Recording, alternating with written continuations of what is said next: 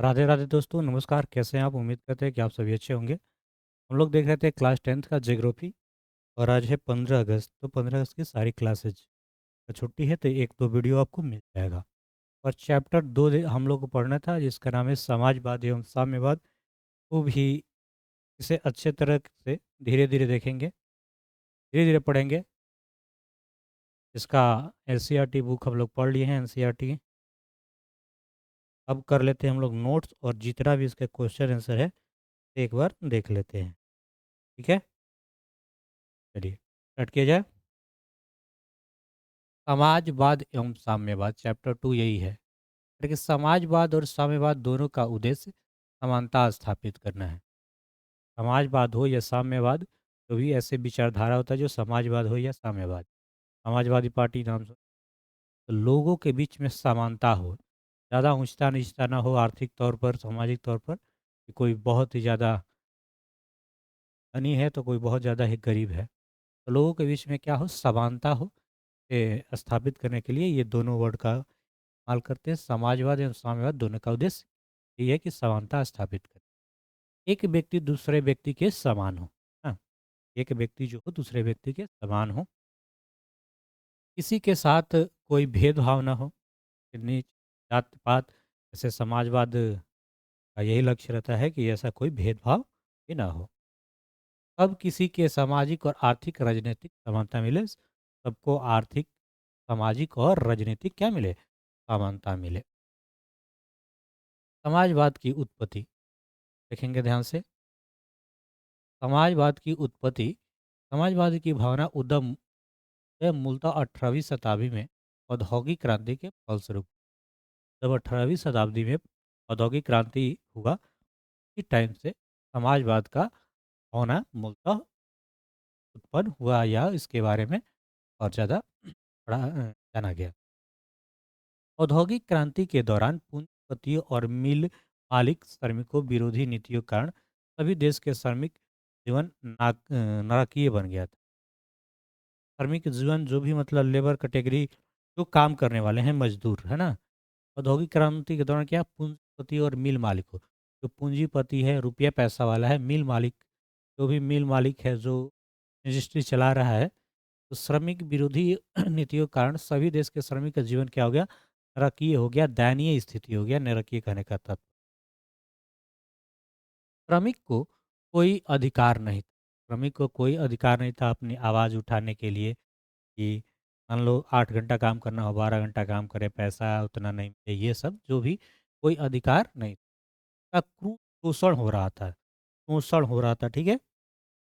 पूंजीवादी व्यवस्था दिन प्रतिदिन मजबूत होती जा रही थी, और जो पूंजीवादी लोग हैं, जो मिल मालिक है, तो जो पूंजीवादी व्यवस्था है वो दिन पर दिन क्या होती जा रहा था, मजबूत होती जा रहा। आप जनरल तौर पे भी सोच सकते हैं, जिसके पास ज़्यादा पैसा रहता है ना, तो उसके पास ही पैसा आता रहता है, क्योंकि उसके पास बहुत सारी अ, और भी आय करने का स्रोत हो जाता है, बिजनेस करने या कहीं लगाने का। और जो गरीब रहता है दिन प्रतिदिन हर कम होता है गरीबी में ही। तो पूंजीवादी व्यवस्था दिन प्रतिदिन क्या हो रही, मजबूत होती जा रही थी। और जो भी ये मजदूर लोग हैं, जो काम करने वाले लोग हैं, उनका शोषण हो रहा था। श्रमिक की आर्थिक स्थिति तेजी से पतन हो रहा था। जो भी श्रमिक लोग हैं, रुपया पैसा, आर्थिक स्थिति मतलब रुपया पैसा स्थिति क्या हो रही थी, तेजी से पतन हो रही थी, कम हो रही थी, बिगड़ रही थी, खराब हो रही थी। सभी कारणों के कारण समाजवाद की उत्पत्ति हुई। ये सभी कारण हैं समाजवाद उत्पन्न होने। मोटा मोटी बात समझ गए होंगे। तो अपनी भाषा में, जिस भाषा में आप ऐसे लिखना चाहते हैं वैसे लिखेंगे, है ना। भोजपुरी, हिंदी, इंग्लिश। आर्थिक दृष्टि से समाजवाद विभाजन दो वर्गों में होगी। आर्थिक दृष्टि मतलब रुपये पैसे की दृष्टि से श्रमिक विभाजन जो है वो दो वर्गों में हो गया। एक हो गया पूंजीपति वर्ग, और दूसरा क्या हो गया, श्रमिक वर्ग। तो पूंजीपति वर्ग, इस समय श्रमिक जगत का आर्थिक दुर्दशा और सामाजिक पतन स्थिति से गुजर रहा था। उसी श्रमिक को कुछ महत्वपूर्ण राष्ट्रभक्तों, विचारों और लेखकों का मार्गदर्शन प्राप्त हुआ। व्यक्तियों ने सामाजिक और आर्थिक क्षेत्र में एक नवीन विचारधारा का प्रतिपादन किया, इस समाजवाद के नाम से जाना जाता है। कार्ल मार्क्स के पहले समाजवाद को यूटोपियन समाजवाद तथा कार्ल मार्क्स के बाद के समाज को वैज्ञानिक समाजवाद के नाम से जाना जाता है। यूटोपियन समाजवाद के जनक सेंट साइमन, वैज्ञानिक समाजवाद के जनक कार्ल मार्क्स थे। ये दोनों बात याद रखेंगे, कोई ज़्यादा याद नहीं रखना है, बस आपको बस पढ़ते रहना है। चलिए, समाजवाद और साम्यवाद में अंतर। अच्छा, अंतर लिखना हो तो कैसे लिखेंगे? आइए देख लेते हैं समाजवाद और साम्यवाद में अंतर। तरह से आप अंतर लिख सकते हैं। एक तरफ लिखेंगे समाजवाद, समाजवाद, और एक तरफ लिख लेंगे साम्यवाद। समाजवाद का महत्व दिया जाता है। समाजवाद को क्या दिया जाता है? महत्व दिया जाता है। साम्यवादी राज्य को समाप्त करना चाहते हैं। राज्य द्वारा शोषण करने वाले को बल मिलता है। ठीक है, आवाज़ क्लियर है? समाजवाद में असमानता को कम करके समानता स्थिति की बात करता है। साम्यवादी कहते हैं कि इन दोनों वर्गों के संघर्ष जरूर होगा, और जिस दिन संघर्ष क्रांति कर जाएगा तभी शोषित वर्ग रुकेगा। शोषित वर्ग इसलिए जीतेगा क्योंकि शोषित वर्ग बहुत ही अधिक संख्या में होते हैं। आप भी ये जनरल तौर पे सोच सकते हैं कि जो मजदूर लोग हैं, लेबर कैटेगरी है, या काम करने वाले लोग हैं, लेबर कैटेगरी ना कहते हो, तो वो लोग की संख्या ज़्यादा है और पूंजीपतियों की संख्या कम है, गिने चुने, है ना? शोषण करने वाले लोग किस क्या है, कम है। जब शोषित जीत जाएंगे तब समानता आएगी। और तीसरा पॉइंट इस तरह से लिख सकते हैं, इस असमानता को दूर करने के लिए राज्य को उपयोगी माना जाता है। आर्थिक की स्थिति में समानता हो। और चौथा है कि ऐसा माना जाता है कि राज्य की समाज समानता लाने के लिए महत्वपूर्ण भूमिका निभा सकता है। आवश्यकता के अनुसार वेतन पर जोर, इस तरह से दोनों लिख सकते हैं। अब हम देखेंगे यूटोपियन समाजवादी। तो प्रथम यूटोपियन समाजवादी, जिसे समाजवादी विचारधारा के विकास में महत्वपूर्ण भूमिका निभाई, एक फ्रांसीसी विचारक सेंट साइमन थे। कौन थे? Saint Simon. उसका मानना था कि राज्य एवं समाज को इस ढंग से संगठित करना चाहिए कि लोग एक दूसरे का शोषण करने के बदले मिलजुल कर प्रकृति का दोहन करें। प्रत्येक को उसकी क्षमता के अनुसार तथा प्रत्येक को उसके कार्य के अनुसार वेतन मिलना चाहिए। फ्रांस से बाहर सबसे महत्वपूर्ण यूटोपियन चिंतक ब्रिटिश उद्योगपति रॉबर्ट ओवन था। ठीक है, फ्रांस से बाहर जो सबसे महत्वपूर्ण यूटोपियन चिंतक ब्रिटिश उद्योगपति था, का नाम रॉबर्ट ओवन था। आइए और आगे बढ़ते हैं। अगला जो पॉइंट पढ़ना है वो कार्ल मार्क्स के बारे में। ये क्लास 10th के लिए तो महत्वपूर्ण होगा ही, जनरल कंपटीशन के लिए पीपीएससी, जो भी हमारे दोस्त शिक्षक का भी तैयारी कर रहे हैं, जिनका एसएसटी में काम है, तो इसको देख सकते हैं, इस बात को ध्यान से। आप सभी नोट्स लिख सकते हैं, व्हाट्सअप नंबर पे आप कर लीजिएगा संपर्क, वीडियो के डिस्क्रिप्शन में मिल जाएगा, या आप कमेंट कर लीजिएगा, कहीं भी आप खोजना चाहें तो मिल सकता है। ये कार्ल मार्क्स का जो जन्म हुआ था 5 मई 1818 ईस्वी, जर्मनी के राइन प्रांत ट्रियर नगर के यहूदी परिवार में हुआ था। कैसे परिवार में? यहूदी परिवार में। कब जन्म हुआ था? तो याद रखेंगे 5 मई 1818 को कार्ल मार्क्स का जन्म हुआ था। कार्ल मार्क्स के पिता हेनरिक मार्क्स एक प्रसिद्ध वकील थे, जिन्होंने जिन्होंने बाद में चलकर ईसाई धर्म ग्रहण कर लिया था। कार्ल मार्क्स के पिता का नाम था हेनरी मार्क्स, एक प्रसिद्ध वकील थे, जिन्होंने बाद में चलकर ईसाई धर्म को क्या किए? ग्रहण कर लिए। मार्क्स बोन विश्वविद्यालय में विधि शिक्षा ग्रहण की, परंतु 1836 में बर्लिन विश्वविद्यालय चले आए, जहां उनके जीवन का एक नया मोड़ लिया। कार्ल मार्क्स से वो बोन विश्वविद्यालय में विधि शिक्षा, कानून की शिक्षा ग्रहण किए। परंतु 1836 में बर्लिन विश्वविद्यालय चले गए, जहां उनके जीवन में एक नया मोड़ मिला। क्या हुआ कि 1843 में उन्होंने बचपन के मित्र जेनी से विवाह कर लिए। बचपन के मित्र हुआ था ना, बचपन की उसकी फ्रेंड थी, गर्लफ्रेंड, उसी से शादी कर लिए, जिसका नाम था जेनी। किताब में पढ़े थे ये बात कि 18 में उन्होंने बचपन के मित्र, एक बचपन के मित्र माने महिला मित्र ना होगा, आप पुरुष मित्र से थोड़ी ना शादी किया होगा। बचपन के महिला मित्र इंग्लिश में कहते हैं गर्लफ्रेंड से क्या कर लिए? विवाह कर लिए। कार्ल मार्क्स की मुलाकात पेरिस में 1844 में फ्रेडरिक एंगल्स से हुई, जिससे जीवन भर उसकी गहरी मित्रता बनी रही। और ये लाइन बहुत ही महत्वपूर्ण है।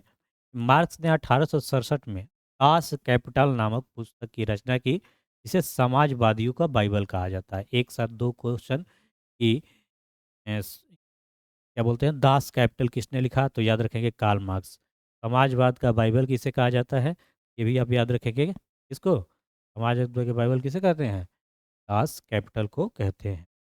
ये बिल्कुल आप इस बात को याद रखिएगा।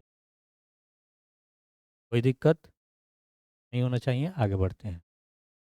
कार्ल मार्क्स के 5 सिद्धांत दिया। द्वंद्वात्मक सिद्धांत, भौतिकवाद का सिद्धांत, वर्ग संघर्ष का सिद्धांत, इतिहास का भौतिकवादी व्याख्या, मूल्य एवं अतिरिक्त मूल्य सिद्धांत, राज्यहीन एवं वर्गहीन समाज की स्थापना। कार्ल मार्क्स के अनुसार अऐतिहासिक चरण है।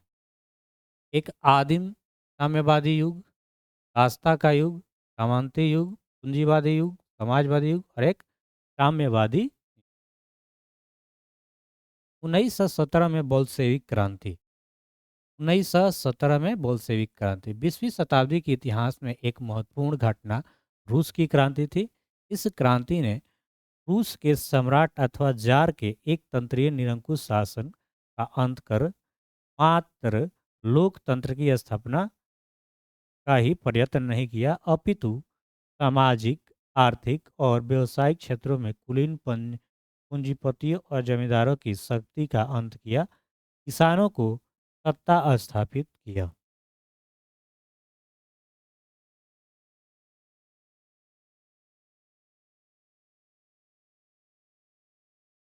अब देखेंगे 1917 की बलशेवी क्रांति के कारण क्या क्या है। जार की निरंकुशता एवं अयोग्य शासन, कृषकों की दयनीय स्थिति, मजदूरों की दयनीय स्थिति, औद्योगिकरण की समस्या, रूसीकरण की नीति और विदेशी घटनाओं का प्रभाव। पहला एक क्रीमिया का युद्ध, फिर जापान से पराजय 1905 की क्रांति। रूस में मार्क्सवाद का प्रभाव और बुद्धिजीवियों का योगदान, तात्कालिक कारण प्रथम विश्व युद्ध, रूस की पराजय। अगला हम पढ़ेंगे रूस की क्रांति, खूनी रविवार। खूनी रविवार 1905 में रूस जापान के युद्ध में रूस पराजय के कारण 22 जनवरी 1905 को लोगों का समूह रोटी दो के नारे के साथ सड़कों पर प्रदर्शन करते हुए सेंट पीटर्सबर्ग स्थित महल की ओर जा रहे थे। 22 जनवरी 1905 को है। लोग नारा दे रहे थे कि रोटी दो, और वो जा रहे थे सेंट पीटर्सबर्ग स्थित महल की ओर। परंतु जार की सेना ने इस निहत्थे लोगों पर गोलियां बरसाई। ये लोग केवल नारा दे रहे थे, और क्या किया कि जार की सेना जो है फिर गोलियां, निहत्थे लोगों पर गोलियां बरसाई, जिसमें हजारों लोग मारे गए। क्योंकि उस दिन रविवार था, 22 जनवरी को खूनी रविवार के नाम से जाना जाता है। इसीलिए 22 जनवरी को किससे नाम से जाना जाता है? खूनी रविवार। घटना समझ में आया? अच्छा, नोट याद रखें, खूनी रविवार को कई जगह 9 जनवरी 1922 को भी बतलाया जाता है। कुछ और भी देख लेंगे। मार्च की क्रांति। मार्च की क्रांति एवं निरंकुश राजतंत्र का अंत। 7 मार्च 1917 को पेट्रोगढ़ यानी वर्तमान लेनिनग्राद की सड़कों पर किसान मजदूरों ने जुलूस निकाला। उन्होंने रोटी दो के नारे लगाए। अगले दिन 8 मार्च कपड़े मिलों, महिला मजदूरों ने बहुत सारे कारखाने में रोटी की मांग करते हुए हड़ताल का नेतृत्व किया, जिसमें अन्य मजदूर भी शामिल हो गए। जुलूस में लाल झंडों की भरमार थी। जब सेना की एक टुकड़ी से भीड़ पर गोली चलाने के लिए कहा गया, तो उसने विद्रोह कर दिया। सैनिकों का विद्रोह बढ़ता गया। अतः विवश होकर 12 मार्च 1917 को जार ने गद्दी त्याग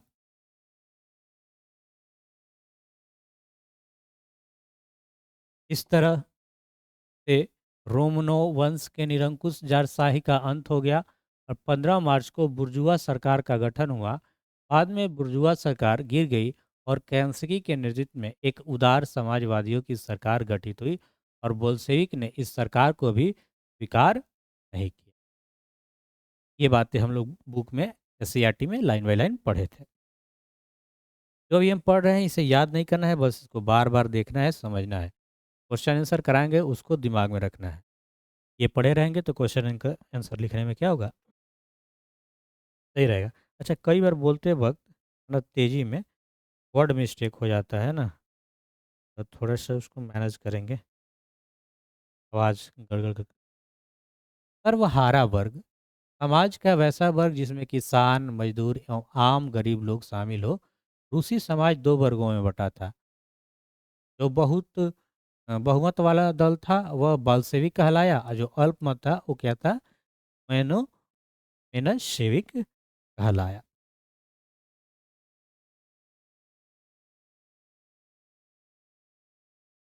बोल्शेविक। इसी समय लेनिन का उदय हुआ। जार सरकार ने लेनिन का निर्वासित कर दिया था। जब रूस ने मार्च 1917 की क्रांति हुई तब वह जर्मनी की सहायता से रूस पहुंचा। तब रूस की जनता उत्साह बढ़ गया। लेनिन ने घोषित किया कि रूस क्रांति पूरी नहीं हुई, अतः एक दूसरी क्रांति अनिवार्य है। लेनिन ने 3 नारे दिए, भूमि, शांति और रोटी। लेनिन ने बल प्रयोग द्वारा करेंसी की सरकार को उलट देने का निश्चय किया। सेना और जनता दोनों उसका साथ दिए। 7 नवंबर 1917 को बोल्शेविक पेट्रोगाद रेलवे स्टेशन, बैंक, डाकघर, टेलीफोन केंद्र, कचहरी, अन्य सरकारी भवनों पर अधिपत्य कर लिया। ये आवाज़ में कुछ गड़बड़ी लग रहा है क्या, बताइएगा। हमको लग रहा है कि स्लो आवाज़ आ रहा है, तो 0 0 कर देते हैं। आवाज़ सही आना चाहिए, अब तेज़। हाँ, देखते रहना है, जब आवाज़ ना आए तो बताना है। ओ राधे राधे। तो करेंसी की रूस छोड़कर क्या हो गया, भाग गया। जब भाग गया तो क्या हुआ, इस प्रकार रूस की महान बलशेविक क्रांति, इसे अक्टूबर की क्रांति भी कहते हैं, संपन्न हुई।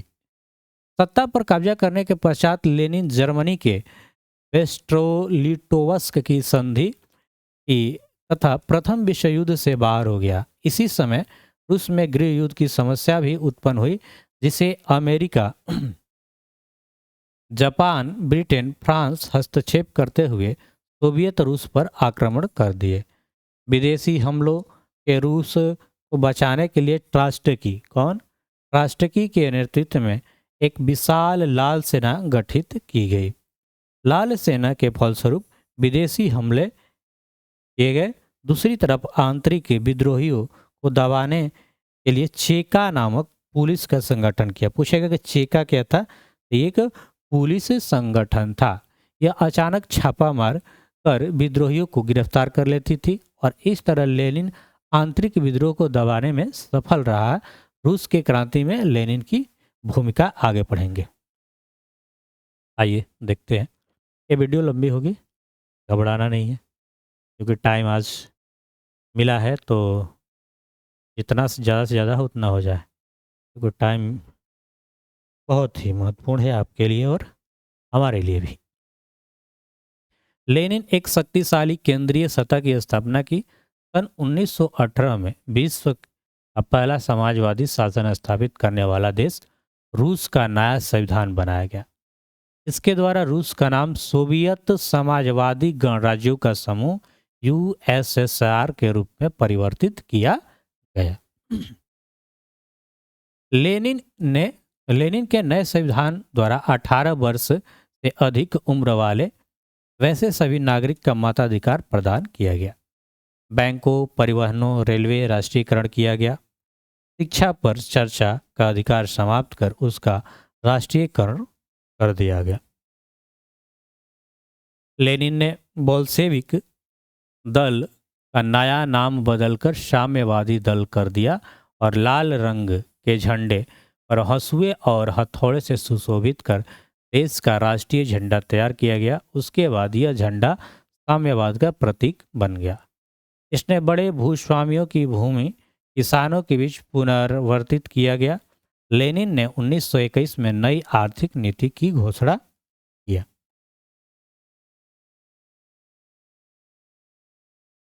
नई आर्थिक नीति में निम्नलिखित प्रमुख बातें थी। किसानों से अनाज लेने के शासन स्थान पर निश्चित कर लगाया गया। बचा हुआ अनाज किसान का था और वह इसका मनचाहा इस्तेमाल कर सकता था। यद्यपि यह सिद्धांत कायम रखा गया कि जमीन राज्य की है, फिर भी व्यवहार में जमीन किसान की हो गई। 20 से कम कर्मचारियों वाले उद्योगों को व्यक्तिगत रूप से चलाने का अधिकार मिल गया। उद्योगों का विकेंद्रीकरण कर दिया गया। निर्णय और क्रियान्वयन के बारे में विभिन्न इकाइयों को काफी छूट दी गई। विदेशी पूंजी समिति और आमंत्रित की गई।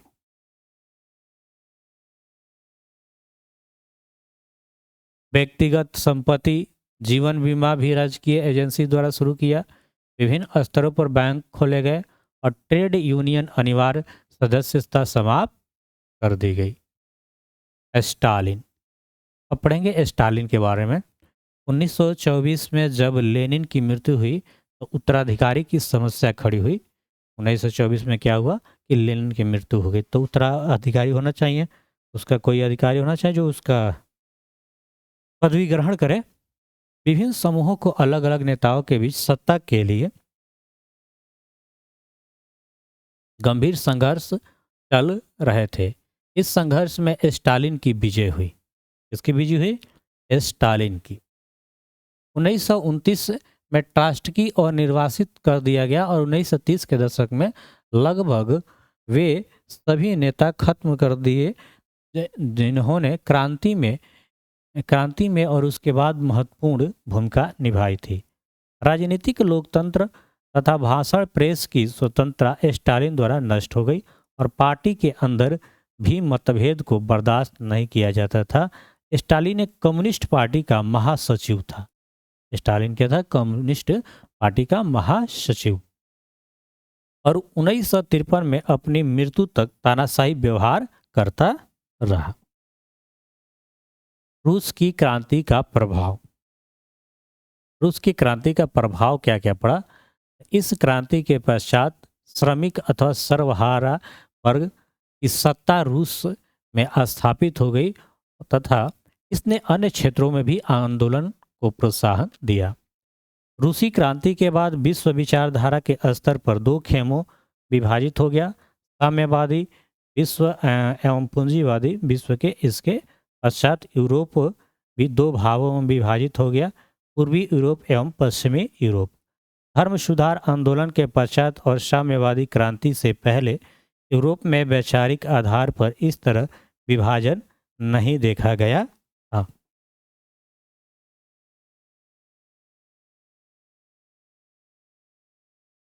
द्वितीय विश्व युद्ध के पश्चात पूंजीवादी विश्व और सोवियत संघ बीच शीत युद्ध की शुरुआत हुई। आगामी 4 दशकों तक दोनों खेमों के बीच शस्त्रों की होड़ चलती रही। रूस क्रांति के पश्चात आर्थिक आयोजन के रूप में एक नवीन आर्थिक मॉडल आया। आगे पूंजीवादी देशों ने परिवर्तित रूप में इस मॉडल को अपना लिया और इस प्रकार स्वयं पूंजी के चरित्र में भी परिवर्तन आ गया। इस क्रांति की सफलता ने एशिया अफ्रीका उपनिवेश मुक्ति को भी प्रोत्साहन दिया, क्योंकि सोवियत रूस साम्यवादी सरकार ने एशिया और अफ्रीका के देशों वाले राष्ट्रीय आंदोलन को वैचारिक समर्थन प्रदान किया। इस तरह से बातों को समझ सकते हैं। जहां लिखने वाला होगा याद करो, उस पर हम जरूर जोड़ देंगे। एक अगला जो पॉइंट, लास्ट पॉइंट है, वो है शीत युद्ध। शीत युद्ध एक वैचारिक युद्ध है जिसमें पूंजीवादी गुट के नेता संयुक्त राज्य अमेरिका और साम्यवादी गुट के नेता सोवियत रूस था। अब हमारे अभ्यास के प्रश्न और उत्तर हैं। अभ्यास के प्रश्न उत्तर कहने का मतलब कि जो भी एससीईआरटी बुक में क्वेश्चन दिए हैं उसका आंसर लिखना होता है। तो यहाँ से हम उसका क्वेश्चन आंसर कर सकते हैं। ध्यान दीजिएगा, सारे क्वेश्चनों को एक एक करके देखिएगा। एक एक करके आप अपने कॉपी में भी अगर नहीं लिखे होंगे तो। अच्छा, जो बच्चा एक क्वेश्चन को सर्च करता होगा उसके लिए एक अलग चैनल है ना, टीवी से एक क्लासेज का दूसरा चैनल है जहाँ पे एक क्वेश्चन एक आंसर है ना, 2-3 मिनट का वीडियो, उसे भी आप सब्सक्राइब जरूर कर लीजिएगा। आप सभी का सपोर्ट का बेहद ज़रूरत है। काफ़ी तेज़ी से और जल्दी जल्दी हम बोल रहे हैं ना, अकेला है आदमी। पूंजीवादी क्या है? अति लघु उत्तरीय मतलब छोटा सा में आंसर देना है। हाँ, 20-22 शब्दों में दे दीजिए। पूंजीवादी एक आर्थिक व्यवस्था है जिसमें उत्पादन के साधनों पर निजी व्यक्ति का स्वामित्व स्वामित्व मतलब अधिकार होता है। दूसरा है खूनी रविवार क्या है? अभी हम लोग पढ़े थे खूनी रविवार 22 जनवरी, तो कैसे हुआ था, और कहीं कहीं 9 जनवरी भी मिला है, कहीं कहीं 22 जनवरी। 22 जनवरी या 9 जनवरी 1905 को लोगों के समूह रोटी दो किनारों के साथ सड़कों से सेंट पीटर्सबर्ग महल की ओर जा रहे थे, परंतु जार की सेना ने निहत्थे लोगों पर गोलियां बरसाई जिसमें हजारों लोग मारे गए। और इस दिन रविवार था, इसलिए उसे खूनी रविवार कहते हैं या लाल रविवार के नाम से भी जाना जाता है। कई ठहीं आपको मिलेगा ये 22 जनवरी भी, इसे आप देख लीजिएगा, जो अब बुक ही कह रहा है ऐसे है दोनों में। अक्टूबर क्रांति क्या है? अक्टूबर क्रांति 7 नवंबर 1917 को बोल्शेविक ने पेट्रोगार्ड रेलवे स्टेशन, बैंक, डाकघर, टेलीफोन केंद्र, कचहरी, अन्य सरकारी भवनों पर अधिकार कर लिया। करेंसी की रूस छोड़कर भाग गया। इसे अक्टूबर क्रांति कहते हैं। सर्वहारा वर्ग किसे कहते हैं? तो देखेंगे सर्वहारा वर्ग समाज का वैसा वर्ग जिसमें किसान, मजदूर, आम गरीब लोग शामिल हो उसे सर्वहारा वर्ग कहते हैं। क्रांति से पूर्व रूसी किसानों की स्थिति कैसी थी?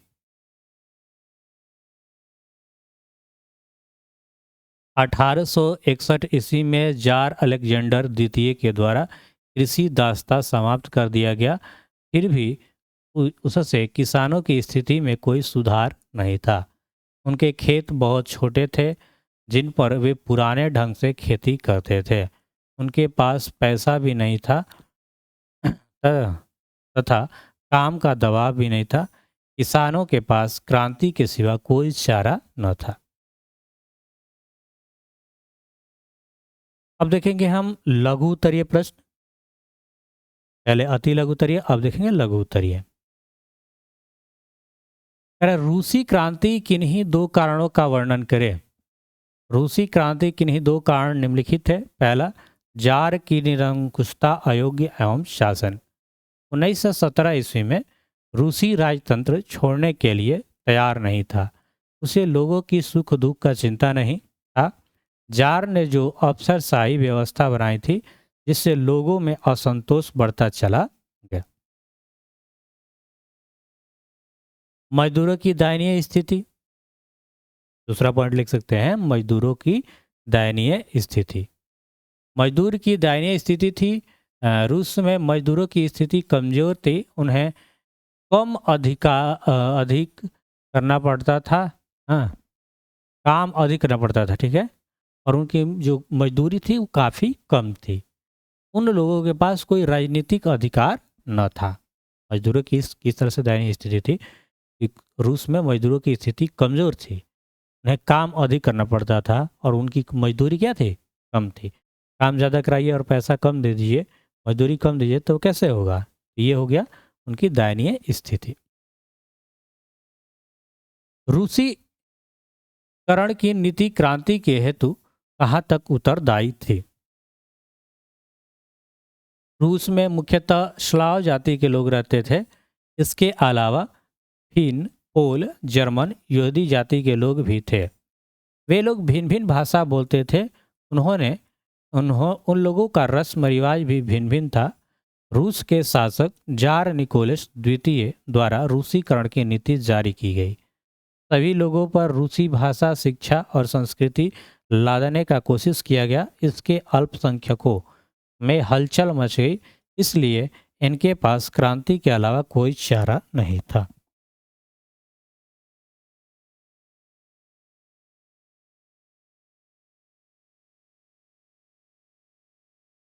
साम्यवाद एक नई आर्थिक एवं सामाजिक व्यवस्था थी। कैसे? 1917 से पूर्व रूस में रोमनो राजवंश का शासन था। रूस के सम्राट जार कहा जाता था। रूस के सम्राट को क्या कहा जाता था? जार कहा जाता था। रूस में किसान, मजदूर, सामान्य लोग का जीवन दयनीय था।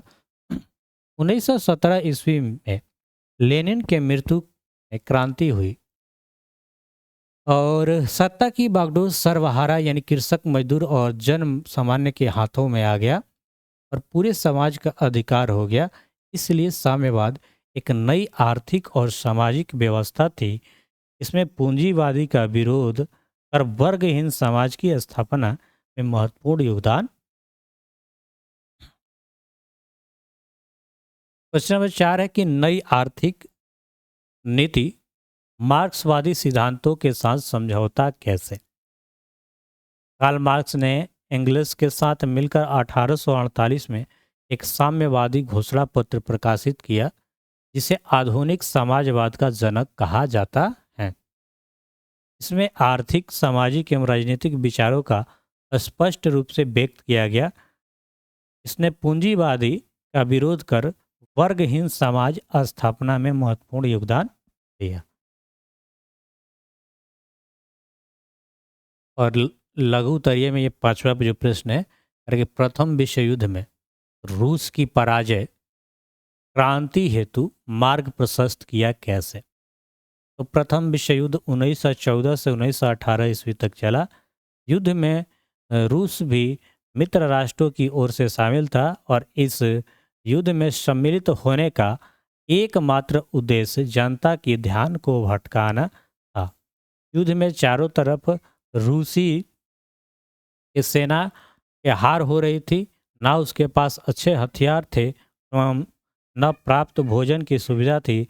जार की सेना कमान अपने हाथों में ले लिया और प्रथम विश्व युद्ध में रूस की पराजय ने क्रांति हेतु मार्ग प्रशस्त।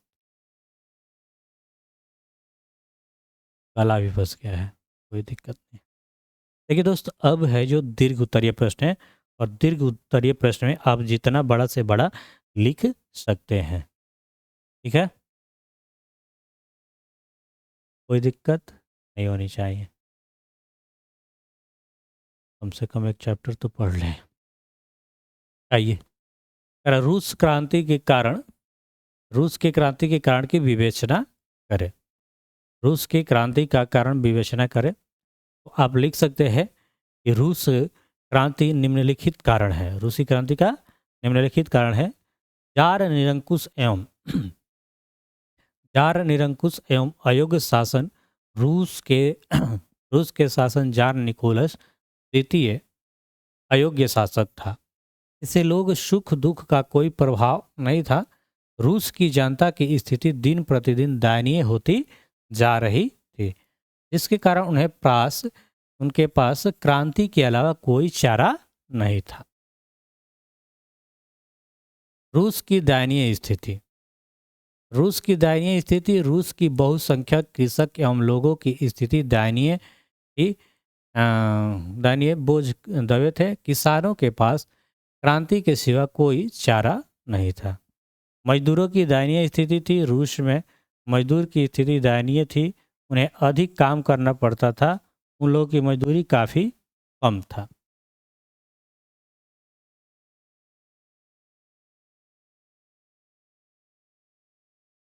औद्योगिकरण की समस्या। औद्योगिकरण की समस्या। रूस औद्योगिकरण पश्चिमी पूंजीवादी से भिन्न था। क्षेत्रों में महत्वपूर्ण उद्योग बहुत कम था, जो आर्थिक शोषण को बढ़ावा दे रहे थे। रूसीकरण की नीति। जार निकोलस द्वितीय द्वारा जारी की गई रूसीकरण की नीति से परेशान था।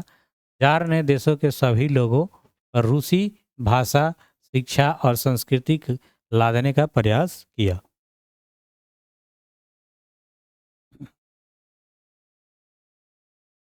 नई आर्थिक नीति क्या है? लेनिन ने 1921 ईस्वी में नई नीति की घोषणा की, जिससे नई आर्थिक नीति कहा जाता है। यह नीति मार्क्सवाद मूल्यों से कुछ हद तक समझौता करना पड़ा। नई आर्थिक नीति निम्नलिखित में प्रमुख बातें थी। पहला, किसानों से अनाज लेने की स्थान पर एक निश्चित कर लगाया गया।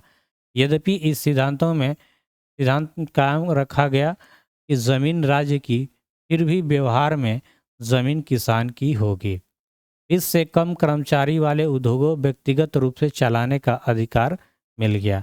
विभिन्न स्तरों पर बैंक खोले गए और उद्योगों का विकेंद्रीकरण कर दिया गया। ट्रेड यूनियन अनिवार्य सदस्यता समाप्त कर दी गई। रूसी क्रांति के प्रभाव का विवेचना करें। क्रांति के पश्चात सर्वहारा वर्ग सत्ता रूस में स्थापित हुई। बहुत से क्षेत्रों में आंदोलन प्रोत्साहन दिया। दूसरा पॉइंट लिखते हैं कि साम्यवादी विश्व एवं पूंजीवादी विश्व यूरोप की दो भागों में विभाजित हो गया। इस तरह विभाजन नहीं देखा गया था। और तीसरा पॉइंट लिखते हैं, द्वितीय विश्व युद्ध के पश्चात पूंजीवादी विश्व तथा सोवियत रूस के बीच शीत युद्ध शुरू हो गई। बाद में पूंजीवादी देशों ने भी परिवर्तित रूप से मॉडल अपना लिया और पूंजीवाद में भी परिवर्तन आ गया। और 5वां पॉइंट इस तरह से लिखते हैं कि सोवियत रूस की साम्यवादी सरकार ने एशिया और अफ्रीका के देशों में होने वाले राष्ट्रीय आंदोलन का प्रोत्साहन किया। कार्ल मार्क्स के जीवन एवं सिद्धांत का वर्णन करें। अब जितना कार्ल मार्क्स के जीवन के बारे में जानते हैं वो लिखेंगे, हम उनका सिद्धांत का जो है वो उनके बारे में लिख देंगे, ज़्यादा से ज़्यादा लिख देंगे और लिखते चाहेंगे जब तक आपका मन करे। ये दीर्घोत्तरीय है तो ज़्यादा से ज़्यादा ही लिखना होता है। ठीक है, कोई दिक्कत? कार्ल मार्क्स का जन्म 5 मई 1818 ईस्वी को जर्मनी के ट्रिगर नगर में एक यहूदी परिवार में हुआ था। कार्ल मार्क्स के पिता हेनरिक मार्क्स एक प्रसिद्ध क्या थे? वकील थे। उन्होंने बाद में चलकर ईसाई धर्म ग्रहण कर लिया। इतना बात पहले भी पढ़े थे, इसलिए बोले कि बार को बार बार देखेंगे तो याद हो जाएगा। मार्क्स ने बोन विश्वविद्यालय में विधि शिक्षा प्राप्त की और 1836 ईस्वी में बर्लिन विश्वविद्यालय चले आए, जहां उनके जीवनी को एक नया मोड़ मिला। जीवन को क्या मिला? एक नया मोड़। 1843 में उसने बचपन की मित्र जेनी से विवाह किया। राजनीतिक एवं सामाजिक इतिहास और मॉन्टेस्क्यू तथा दूसरे विचारों के ग्रहण किया। मार्क्स की मुलाकात पेरिस में 1844 में ईस्वी में फ्रेडरिक एंगल्स से हुई और मार्क्स ने एंगल्स के साथ मिलकर 1948 में एक साम्यवादी घोषणा पत्र प्रकाशित किया, जिसे आधुनिक समाजवाद का जनक कहा जाता है। उपयुक्त घोषणा पत्र में मार्क्स ने अपने आर्थिक, सामाजिक और राजनीतिक विचारों को स्पष्ट रूप से व्यक्त किया। ठीक है, कार्ल मार्क्स ने दास कैपिटल नामक पुस्तक की रचना की, जिसे समाजवादियों का बाइबल कहा जाता है। इतना बात आप याद रखेंगे। मार्क्स के सिद्धांत लिखना है आपको। कार्ल मार्क्स के सिद्धांत तो पॉइंट वाइज लिखेंगे। पहला कि द्वंदात्मक भौतिकवाद का सिद्धांत, वर्ग संघर्ष का सिद्धांत, इतिहास को भौतिकवादी व्याख्या और मूल्य एवं अतिरिक्त मूल्य का सिद्धांत, राज्यहीन व राज्य वर्गहीन समाज की स्थापना।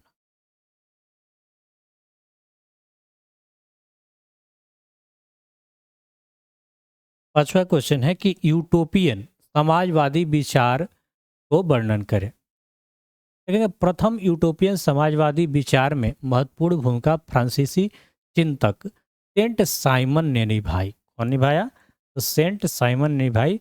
उसने घोषणा किया कि प्रत्येक की क्षमता के अनुसार, प्रत्येक के उसके कार्य के अनुसार आगे यही समाजवाद मूलभूत नारा बन गया। एक महत्वपूर्ण यूटोपियन विचारक चार्ल्स फैरियर था। वह आधुनिक औद्योगिकवाद का विरोधी था। उसका मानना था कि श्रमिकों को छोटे नगर कस्बों में काम करना चाहिए। उसने किसानों के लिए एक प्लान बनाए जाने की योजना रखी। यह योजना असफल हुआ। फ्रांसीसी यूटोपियन में एकमात्र व्यक्ति राजनीति में भी हिस्सा ली, लुई ब्ला। उसके सुधार कार्यक्रम अधिक व्यवहारिक थे।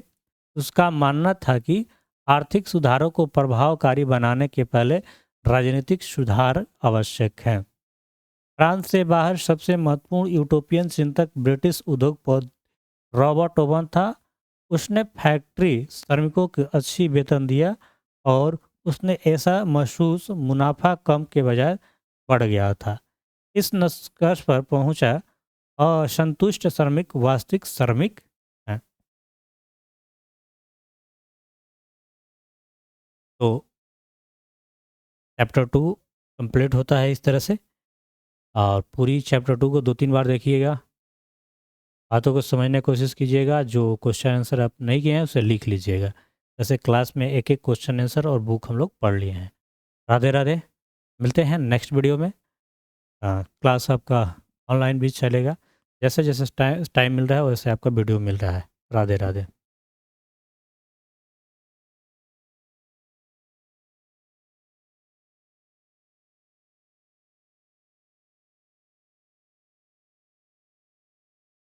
राधे राधे साथियों, आप सभी का स्वागत है एक बार फिर से टीवीसी क्लासेज में। हम लोग लास्ट वीडियो में पढ़े थे ज्योग्राफी क्लास 10th के लिए, जिसमें ये लास्ट टॉपिक था। अगर आप वीडियो देखेंगे तो हंगरी में राष्ट्रीयता का उदय ये पढ़ना था। इस नोट से होगा क्या, आप जितना भी आपके बुक में एनसीईआरटी में और बिहार स्टेट वाली जो बुक है ना एससीईआरटी, उसका निचोड़ है। मतलब एससीईआरटी का ही, एनसीईआरटी ना कहें तो ही सही है। ठीक है। तो क्लास 10th के लिए अति महत्वपूर्ण है। और जो ईजीटी की परीक्षा देना चाहते हैं, जिनका इतिहास भूगोल ऐसे उसमें क्लास 10th वाला पढ़ना है, तो वहाँ पे भी ये काम करेगा। आपके शॉर्ट नोट्स ध्यान दीजिएगा। आप हूबहू लाइन बाय लाइन बुक जरूर पढ़े होंगे। हमने बुक पढ़ा रखा है। अब हमारी नोट्स की बारी। हंगरी पर ऑस्ट्रिया का पूर्णतः प्रभाव था। हंगरी में आंदोलन का नेतृत्व कोसुत तथा फ्रांसिस डीक नामक क्रांतिकारी के द्वारा किया जा रहा था। फ्रांस में लुई फिलिप के पतन का हंगरी के राष्ट्रवादी आंदोलन पर विशेष प्रभाव पड़ा। कोसुत ने ऑस्ट्रिया का आधिपत्य का विरोध करना शुरू किया तथा व्यवस्था में बदलाव की मांग करने लगा। इसका प्रभाव इसका प्रभाव हंगरी ऑस्ट्रिया दोनों देशों की जनता पर पड़ा, जिसके कारण यहाँ राष्ट्रीयता के पक्ष में आंदोलन शुरू हो गए। और 31 मार्च 1848 ईस्वी को ऑस्ट्रिया की सरकार ने हंगरी की कई बातें मान ली, जिसके अनुसार स्वतंत्र मंत्री परिषद की मांग स्वीकार की गई। इस प्रकार इन आंदोलनों ने हंगरी को राष्ट्रीय अस्मिता प्रदान की। नेक्स्ट है पोलैंड। पोलैंड में भी राष्ट्रवादी भावना के कारण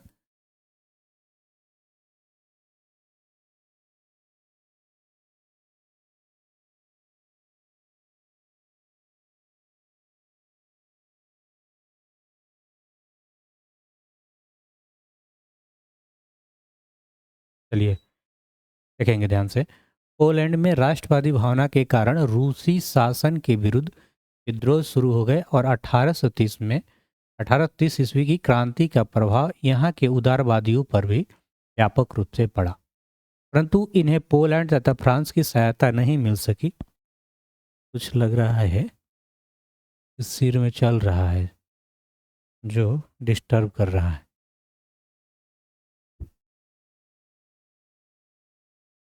चलिए ध्यान दीजिएगा। 1 मिनट, आ रहे हैं हम स्क्रीन पर। लाइट है ना, डिस्टर्ब हो जाता। तो सहायता नहीं मिल सकी, अतः इस समय रूस ने पोलैंड के विद्रोह को कुचल दिया। बोहेमिया, बोहेमिया के बारे में देखते हैं। बोहेमिया जो ऑस्ट्रियाई शासन के अंतर्गत था, में हंगरी के घटनाक्रम का प्रभाव पड़ा और बोहेमिया की बहुसंख्यक चेक जाति स्वायत्त शासन की मांग को स्वीकार किया गया, परंतु आंदोलन ने हिंसात्मक रूप धारण कर लिया, जिसके कारण ऑस्ट्रिया द्वारा क्रांतिकारी का सख्ती से दमन कर दिया गया। इस प्रकार बोहेमिया में होने वाले क्रांतिकारी आंदोलन की उपलब्धि अस्थायी न रह सकी। परिणाम परिणाम क्या हुआ? यूरोप में राष्ट्रीयता की भावना का विकास फ्रांसीसी क्रांति के समय से शुरू हुआ। प्रत्येक राष्ट्र की जनता शासक के लिए उनका राष्ट्र ही सब कुछ है हो गया। इसके लिए किसी हद तक जाने के लिए तैयार रहने लगे। बड़े यूरोपीय राज्यों यथा जर्मनी, इटली, फ्रांस, इंग्लैंड जैसे देशों में राष्ट्रवाद की भावना बढ़ गई। भारत में यूरोपीय राष्ट्रवाद के संदेश पहुंचने शुरू हो चुके थे। मैसूर के शासक टीपू सुल्तान स्वयं 1789 की फ्रांसीसी क्रांति से काफ़ी प्रभावित थे और इसी प्रभाव में उसने भी जैकोबिन क्लब की स्थापना करवाई तथा स्वयं उसका सदस्य बने। कौन? टीपू सुल्तान ने जैकोबिन क्लब की स्थापना कराई और उसका सदस्य बने, यूरोप के राष्ट्रवाद से प्रभावित होकर। यह भी कहा जाता है कि उसने श्रीरंगपट्टनम में ही स्वतंत्रता का प्रतीक वृक्ष भी लगवाया था। बाद में भारत में 1857 की क्रांति से ही राष्ट्रीय तत्व नजर आने लगे थे। और आप अगर कंपटीशन की तैयारी करते होंगे तो बार बार ये बात सुनेंगे प्रश्न कि 1857 की क्रांति को किसने कहा था कि पहला स्वतंत्रता संग्राम था? वो कहे थे बीडी सावरकर। इस प्रकार के यूरोप में जर्मनी राष्ट्रीयता की भावना ने पहले यूरोप एवं अंततः पूरे विश्व को प्रभावित किया।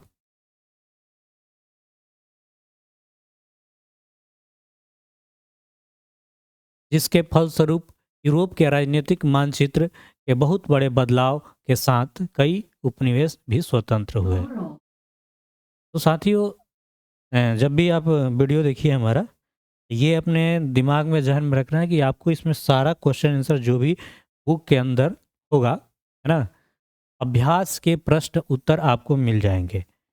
तो वीडियो लगातार देखते रहिएगा ताकि आपको मिल जाए। अच्छा, ये एक चैनल है, एक और टीवीसी क्लासेज का चैनल, उसे भी आप सब्सक्राइब कर लीजिएगा। दोनों पे आते रहता है। देखो, भरोसा किसी का नहीं है, ये उस पर सलाह हमारा तो और भी चैनल मतलब डैमेज होते रहता है, पता नहीं क्यों। वैसे आप दोनों सब्सक्राइब कर लीजिएगा, जो भी है, जहाँ भी नाम याद रखेंगे यही नाम जब भी मिलेगा, टीवीसी क्लासेज या द वॉइस कोचिंग सेंटर। अति लघु उत्तरीय प्रश्न में है पहला कि राष्ट्रवाद क्या है। हमने नोट्स में इस बात को कई तरीकों से जाना कि राष्ट्रवाद क्या है। आपको लिखने का शैली क्या होना चाहिए, तो ध्यान देंगे, राष्ट्रवाद एक ऐसी भावना है जो किसी विशेष भौगोलिक, सांस्कृतिक या सामाजिक परिवेश में रहने वाले लोगों की एकता की वाहक बनती है। इसे राष्ट्रवाद कहते हैं। कोई दिक्कत नहीं होनी चाहिए, ठीक है? कोई दिक्कत नहीं है ना? चलिए ठीक है, आवाज़ ठीक है साथियों। दूसरा प्रश्न है कि मेजनी कौन था? तो मेजनी एक साहित्यकार, गणतांत्रिक विचारों का समर्थक और योग्य सेनापति था। उसमें आदर्शवादी गुण अधिक और व्यवहारिक गुण कम थे। ठीक है। तीसरा क्वेश्चन, जर्मनी के एकीकरण की बाधाएं क्या थी? तो जर्मनी के एक विखंडित राज्य है जिसमें लगभग 300 छोटे बड़े राज्य थे। उनमें राजनीतिक, सामाजिक तथा धार्मिक विषमताएं भी मौजूद थी। वहाँ प्रसा सबसे शक्तिशाली राज्य था। उसमें जर्मन राष्ट्र की भावना का अभाव था, जिसके कारण एकीकरण का मुद्दा उसके समझ में न था। मेटरनिख युग क्या है? मेटरनिख युग। नेपोलियन के पतन के बाद ऑस्ट्रिया की राजधानी वियना में सन 1815 ईस्वी में मेटरनिख द्वारा एक सम्मेलन बुलाया गया, जिसे वियना सम्मेलन कहा जाता है। और इस सम्मेलन में मेटरनिख ने फिर पुरातन व्यवस्था लागू कर दिया, जो 1815 से 1848 तक लागू रहा। इस काल को मेटरनिख के युग के नाम से जाना जाता है।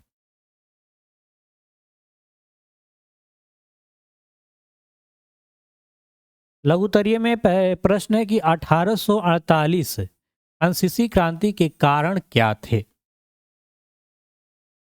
देखिए शैली क्या होगा लिखने का आपका कि लुई फिलिप, या ऐसा लिखेंगे कि 1848 फ्रांसीसी के क्रांति के कारण मुख्य रूप से ये थे, या फिर इस क्वेश्चन को लगा के आप लिख सकते हैं। जैसी लिखने का एक शैली होनी चाहिए। 1848 के फ्रांसीसी क्रांति के कारण लुई फिलिप एक उदारवादी शासक थे, लेकिन वह महत्वाकांक्षी था। जो लुई फिलिप है एक उदारवादी शासक थे, लेकिन कैसे थे वो महत्वाकांक्षी थे। उसने अपने विरोधियों के खुश करने के लिए स्वर्णिम मध्यम वर्गीय नीति का अवलंबन किया और सन 1840 में गीजो को प्रधानमंत्री बना दिया। 1840 में गीजो को क्या बना दिया? प्रधानमंत्री बना दिया, जो कट्टर प्रतिक्रियावादी था और किसी भी तरह के वैधानिक, सामाजिक एवं आर्थिक सुधारों के विरोधी था। लुई फिलिप ने पूंजीपतियों वर्ग को अपने साथ रखना पसंद किया, जिसे शासनकाल कार्य अभिरुचि नहीं था। उसके शासनकाल में भूखमरी, बेरोजगारी व्याप्त होने लगी और इसी कारण 1848 की क्रांति हुई। अगला क्वेश्चन नंबर नेक्स्ट देखेंगे, जिसमें क्वेश्चन है कि इटली जर्मनी के एकीकरण में ऑस्ट्रिया की भूमिका क्या थी। आप एक एक क्वेश्चन लगा के भी सर्च करेंगे तो भी मिलेगा ना। एक चैनल पे अपना जो सेकंड चैनल है उस पे ऐसे आ रहा है वीडियो, क्वेश्चन और उसका आंसर, एक क्वेश्चन एक आंसर, मतलब एकदम शॉर्ट में 2-3 मिनट में एक एक क्वेश्चन करते जा रहे हैं, क्योंकि बहुत वो भी अच्छा रहेगा। मतलब किसी को एक प्रश्न ढूंढना हो तो सर्च कर लेगा। आगे बढ़ते हैं। इटली और जर्मनी के एकीकरण में ऑस्ट्रिया बहुत बड़ा बाधा था। ऑस्ट्रिया का चांसलर मेटरनिख को पराजित किए बिना इटली और जर्मनी का एकीकरण संभव नहीं था। 1830 ईस्वी में क्रांति के बाद इटली में आंदोलन शुरू हो गया, लेकिन ऑस्ट्रिया के चांसलर मेटरनिख द्वारा आंदोलन को दबा दिया गया, जिससे इटली का एकीकरण धीमा पड़ गया।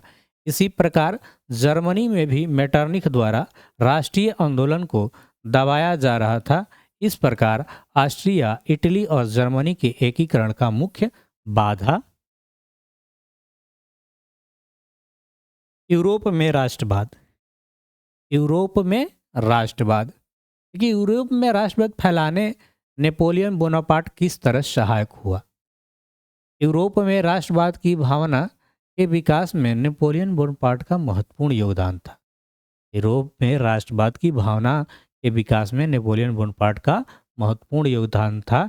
नेपोलियन बोनापार्ट ने जर्मन प्रदेशों जीतकर राइन राज्य संघ का निर्माण किया था, जिससे इटली और जर्मनी के एकीकरण मार्ग प्रशस्त हुआ और यहीं से जर्मनी में राष्ट्रवाद की भावना बढ़ने लगी थी, जो धीरे धीरे यूरोप के अन्य क्षेत्रों में फैलने लगा। और इसी प्रकार यूरोप में राष्ट्रवाद फैलने में नेपोलियन बोनापार्ट की अहम भूमिका थी। ठीक है, नेक्स्ट है गैरिबाल्डी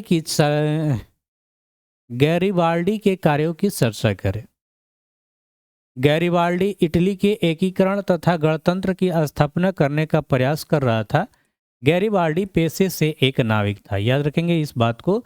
गैरिबाल्डी क्या था? पेशे से एक नाविक था। उसने अपने सैनिकों को लेकर इटली के सिसिली और तथा नेपल्स पर आक्रमण किया। दक्षिण इटली के जीते हुए क्षेत्र को बिना किसी संधि के गैरिबाल्डी ने विक्टर एमेनुएल को सौंप दिया और उन्होंने सारी संपत्ति देश को दान कर दिया और साधारण किसान की तरह जीवन जीने लगा। और इस तरह इटली के एकीकरण में गैरिबाल्डी का महत्वपूर्ण योगदान रहा। विलियम एक के बगैर जर्मनी का एकीकरण बिस्मार्क के लिए असंभव था कैसे? पूछ रहा है कि विलियम प्रथम जो है, विलियम प्रथम के बगैर जर्मनी का एकीकरण बिस्मार्क के लिए असंभव था कैसे? विलियम प्रथम राष्ट्रवादी विचारों का पोषक था। जनवरी 1830 में विलियम प्रथम प्रसा का शासक बना। वह साहसी, व्यवहार कुशल और योग्य सैनिक था। सिंहासन पर बैठते ही उसने सैन्य शक्ति बढ़ानी शुरू कर दी और उसने जर्मन राष्ट्रों को एकता के सूत्र में बांधने के उद्देश्य को ध्यान में रखकर महान कूटनीतिज्ञ बिस्मार्क को अपना चांसलर नियुक्त किया। अतः विलियम प्रथम के बिना जर्मनी का एकीकरण बिस्मार्क के लिए असंभव था। और दीर्घ उत्तरीय प्रश्न में जो पहला प्रश्न है वह कि इटली के एकीकरण में मेजेनी, काबूर और गैरिबाल्डी के योगदानों को बताएं। दीर्घ उत्तरीय है, इसमें ज़्यादा लिखना पड़ेगा आपको और सभी के बारे में लिखना पड़ेगा थोड़ा थोड़ा, ताकि बातों जो पूछा है उसको पूरा कर सके। अगर कि इटली के एकीकरण में मेजेनी, काबूर और गैरिबाल्डी के निम्नलिखित योगदान है। इसी तरह आपके लिखने का शैली होगा। आगे बढ़ते हैं, आएंगे, देखेंगे निम्नलिखित क्या क्या है।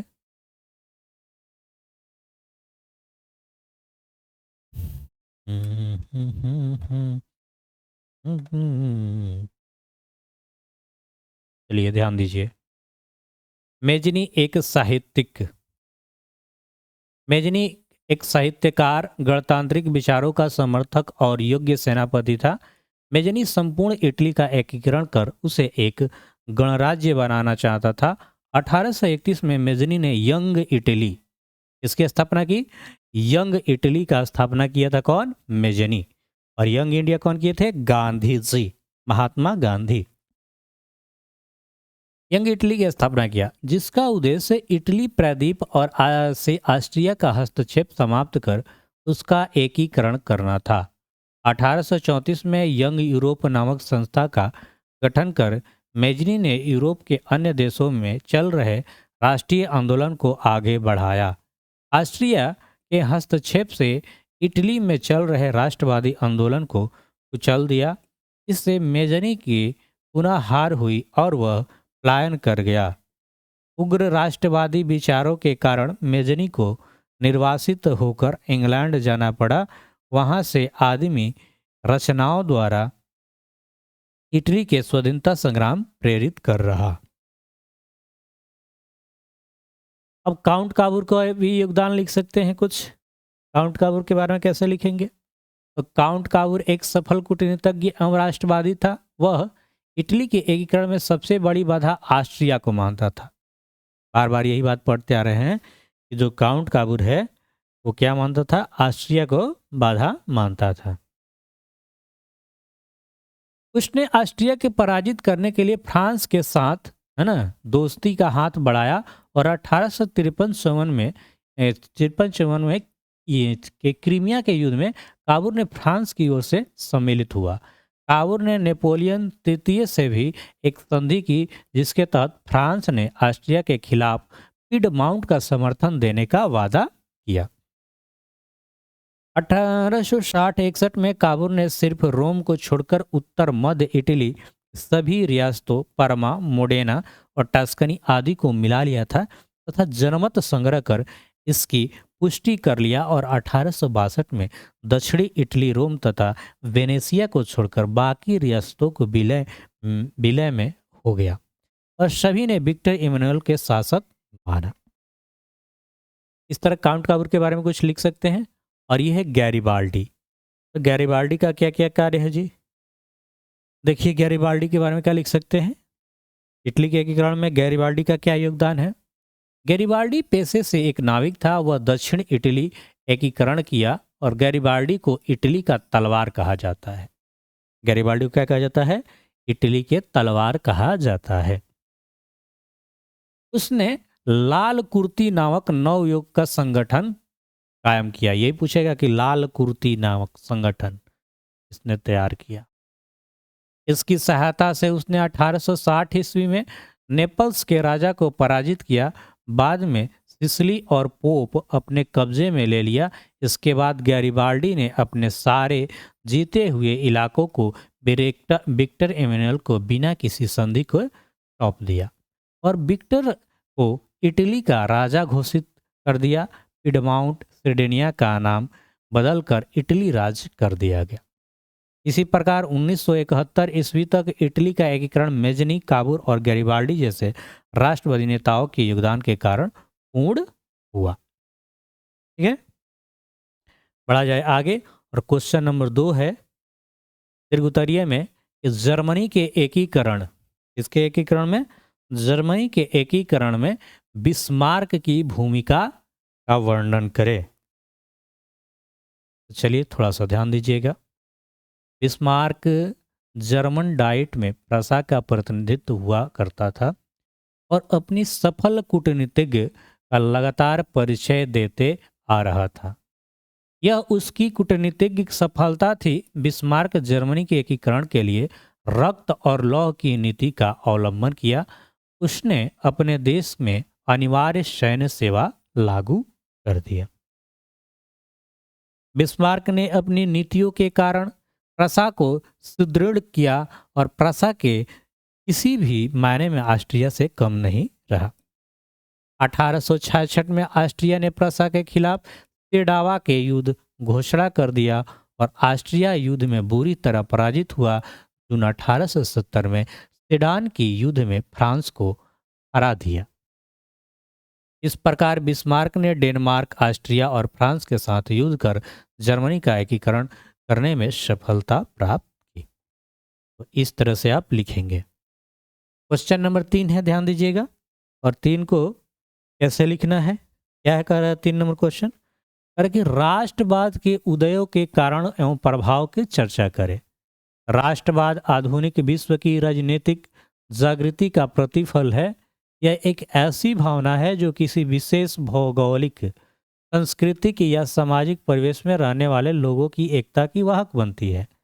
राष्ट्रवाद के उदय के कारण निम्न है। पहला, यूरोप में पुनः जागरण। देखिए, पुनः जागरण के कारण कला, साहित्य, विज्ञान इत्यादि पर गहरा प्रभाव पड़ा और लोगों के दृष्टिकोण में परिवर्तित हुए, जिसे राष्ट्रवाद का बीजारोपण किया। फ्रांस की क्रांति, फ्रांस की राज्य क्रांति, इसने राजनीति को अभिजात वर्गीय परिवेश में बाहर कर उसे अखबारों, सड़कों और सर्वसाधारण की वस्तु बना दिया। नेपोलियन का आक्रमण, नेपोलियन ने जर्मनी और इटली के राज्यों को भौगोलिक नाम की परिधि से बाहर कर उसे वास्तविक एवं राजनीतिक रूपरेखा प्रदान की, जिससे इटली और जर्मनी का एकीकरण का मार्ग प्रशस्त हुआ। दूसरी तरफ नेपोलियन की नीतियों के कारण फ्रांसीसी प्रभुता और आधिपत्य के विरुद्ध देशभक्ति विक्षोभ भी जगा। नेपोलियन के पतन के बाद यूरोप की विजयी शक्तियां ऑस्ट्रिया की राजधानी वियना 1814-15 में एकत्र हुई, जिनका उद्देश्य यूरोप में पुनः उसकी व्यवस्था स्थापित करना था। ऐसा लग रहा है जैसे पढ़ ही दे रहे हैं ना। ये लंबा लंबा क्वेश्चन है, इसको पढ़ के 2-4 बार माइंड में रखेंगे, कैसे लिखना है इसको आइडिया रखेंगे। जिसे नेपोलियन के युद्धों और वियना ने अस्त व्यस्त कर दिया। ठीक है, आगे बढ़ते हैं। अरे प्रभाव, क्या प्रभाव पड़ा? 18वीं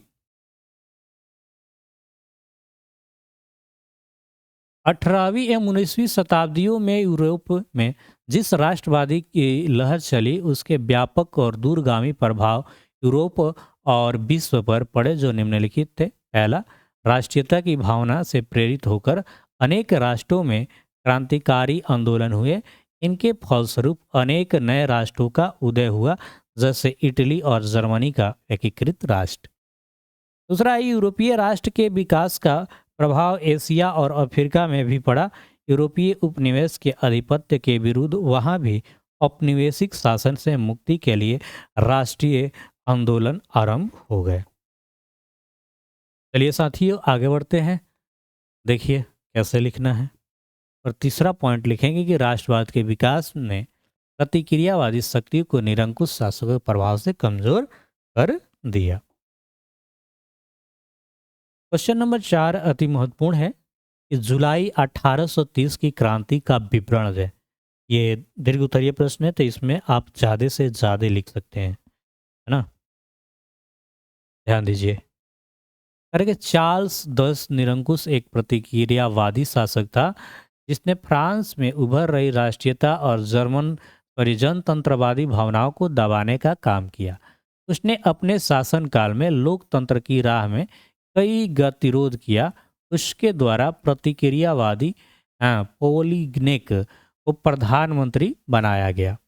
पोलिग्नेक ने लुई 18वें द्वारा स्थापित समान नागरिक संहिता के स्थान पर शक्तिशाली अभिजात्य वर्ग की स्थापना किया तथा उसे विशेषाधिकार से विभूषित करने का प्रयास किया।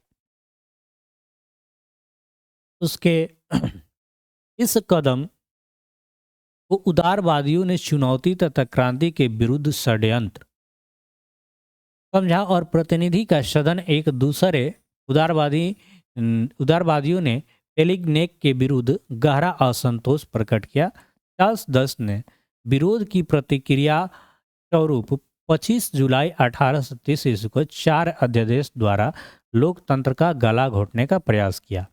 अध्यादेशों के विरोध में पेरिस में क्रांति की लहर दौड़ गई और फ्रांस में 28 जुलाई 1830 से गृह युद्ध शुरू हो गया। इसे ही 1830 की क्रांति कहते हैं।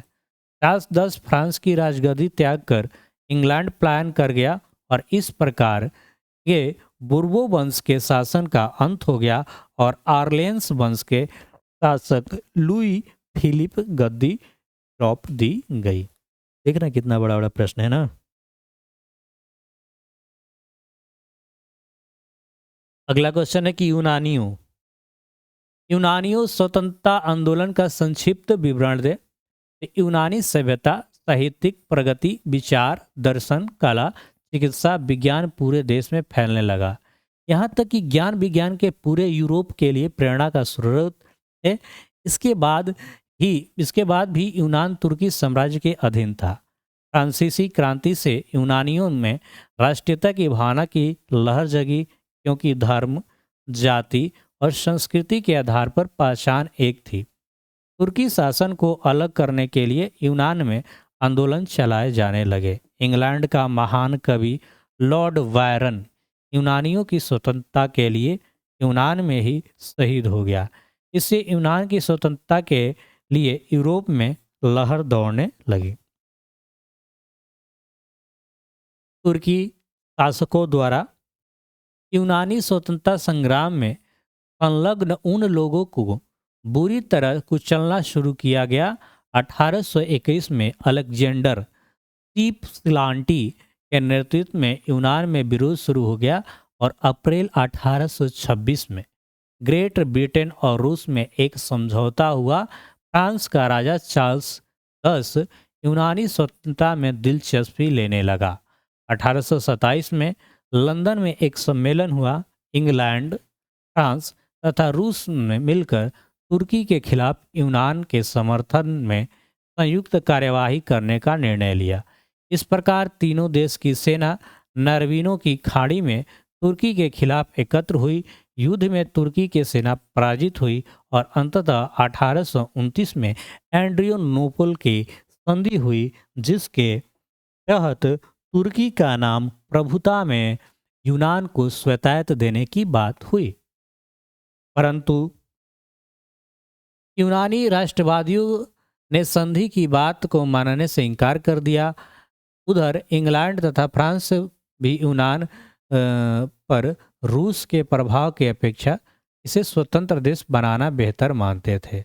फलतः 1832 में यूनान को एक स्वतंत्र राष्ट्र घोषित कर दिया गया और बेवेरिया के शासक ऑटो को स्वतंत्र यूनान का राजा घोषित किया गया। ठीक है साथियों, देखिए यहाँ पे क्या कर रहे हैं हम, एक दो पार्ट में ये चैप्टर 1 कंप्लीट हो गया जो भी नोट्स में था और एक एक क्वेश्चन थोड़ा जल्दी में ही कर दिए।